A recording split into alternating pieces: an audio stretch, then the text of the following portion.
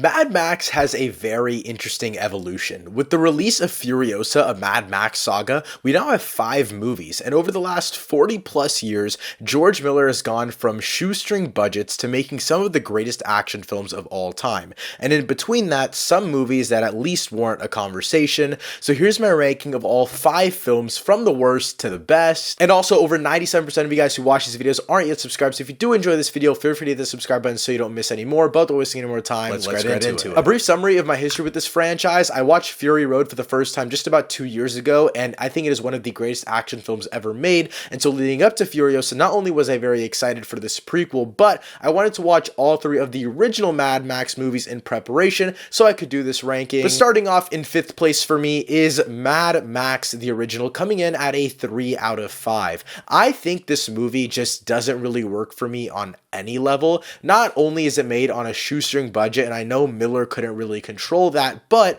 none of the story elements actually intrigue me at all. Max is such just a very bland character in this movie. I think the only thing that slightly works, and why I give this a 3 out of 5, is that though none of the actual Road Warrior stuff works for me here, the love interest isn't the worst thing ever, and I find it to be at least slightly interesting, and so that's why I give this movie a 3 out of 5, and I don't completely despise it. In 4th place for me is Mad Max 2, also a 3 out of 5. This one is definitely a little bit elevated from the first movie, but it doesn't really elevate on any of the areas that I wanted it to. The romance isn't nearly as good, but I do think at least the chases and a little bit of the action does get better. My only problem with the first 2 movies as a whole is that they really have no depth. It is the most basic car chase sequences, and I really just don't understand what people see in these movies. I'm not going to automatically say people are blinded by nostalgia, but for me personally, these first 2 movies didn't really do much. But in 3rd place for me is Mad Max Beyond Thunderdome at a 3.5 out of 5.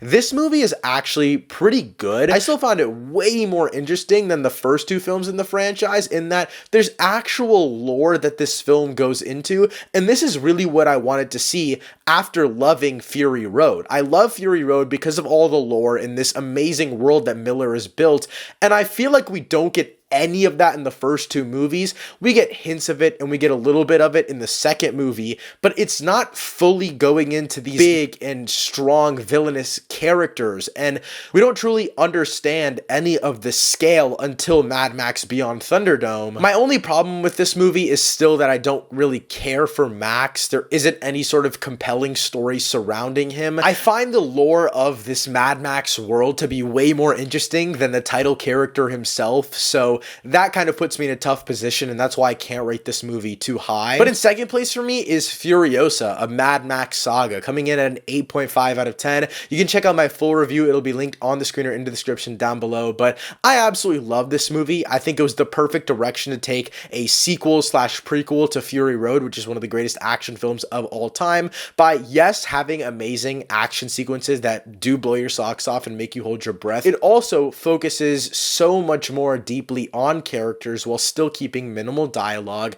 I think there are some character problems and some script and dialogue problems in regards to some of it not having as much impact as I wanted for pretty much every character outside of Dr. Dementis and Anya Taylor-Joy's Furiosa, and I think honestly the 2 lead performances are what carry the hell out of this movie. But at the end of the day, I genuinely do like this movie a lot. I find it really, really interesting that this is the direction that Miller took for a movie to make after Fury Road, but I also think it was the perfect step to take. It doesn't necessarily compete with Fury Road, it only adds to it, which I can respect. But in 1st place for me is Mad Max Fury Road. This is a 5 out of 5. Honestly, one of the greatest movies of all time, arguably like top 1, 2, 3 action movies ever made. I want to get my little gripe about this movie out of the way before I start talking about it like I'm absolutely in love. I do think there isn't that great of character work, but I feel like we really don't need that great of character work because the action makes up for it. The action in this movie is so visceral. I know there's so much action and some people are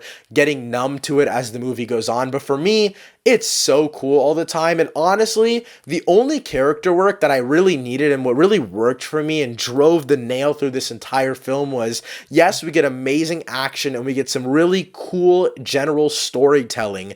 I think Nicholas Holt's character, I'm forgetting his name, but his character and this whole idea of Valhalla and dying a warrior, all of these different things, I genuinely think that that is what carries the heart through this movie. And I know that the movie, he's not necessarily the main character, but that adds enough heart for me to where I don't really need that heart in the other main characters. I just think that you go back to back to back to back with all of these action sequences. And yes, this movie is basically just one long chase sequence, but I'm constantly asking myself, how the hell are they pulling this off? How are they doing this? How are they doing that? It just on and on and on. I'm just questioning my existence because I'm like, how the hell are they making this movie? But it was obviously worth it because this is arguably one of the greatest action movies of all time.